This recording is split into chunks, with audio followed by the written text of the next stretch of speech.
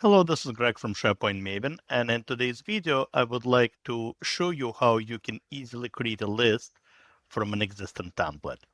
So what is a list in SharePoint? All right, let's start with that. So a list is essentially, think of it as almost a data table you would typically store in Excel, right? A list of projects, list of contacts, issues log, risk register, stuff like that. So what you currently see on the screen is a project list, right? So it's a list of projects and you can filter it, you can group and organize by any of this metadata to find what it is that you're looking for. Let me show you a few more examples of the lists, and then I'll show you how to create one using the template. So for example, we have a list of offices, all right? And it has different sorts of metadata associated with it, the text fields, you can have image, you can have date fields. Let me show you another example that I have here.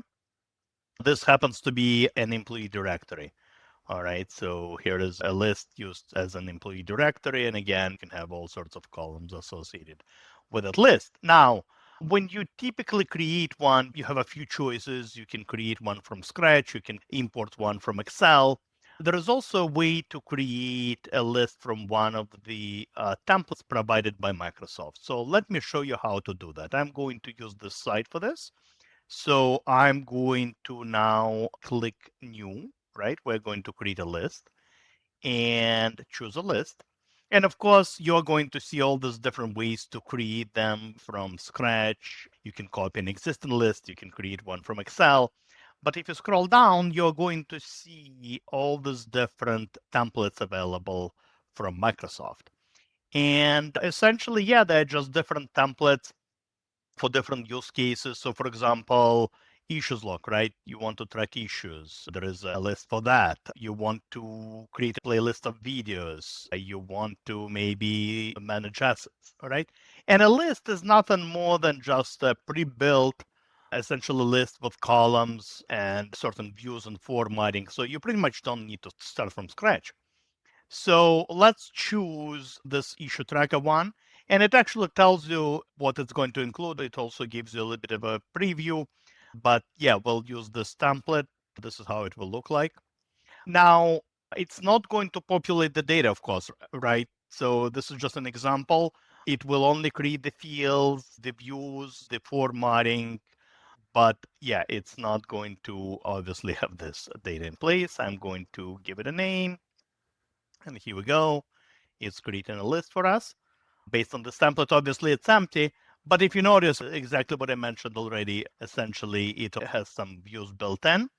And now essentially we have a list that we can start populating. Essentially, I didn't really need to create all these different columns. They have already been created. So for example, if I want to add a new issue to the log, to this particular log, all the fields are already there with all the different metadata in place. So yeah, pretty much that's what this gets you. Now, a couple of more things I wanted to mention about this. So obviously you can tweak it, right? For example, I want to tweak the status column, right? Maybe different choices or change some colors. You can do that. You can delete columns if you don't need them. If you are not happy with some of the views, you can delete them, create new views. But let's go back to the ability to create a list.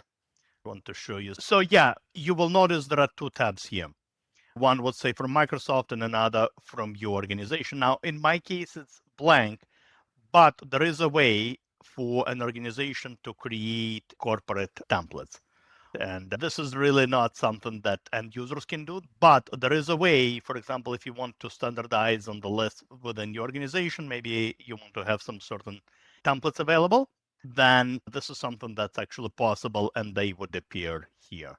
But by default, you get essentially a list from Microsoft, and these are all the available templates that exist.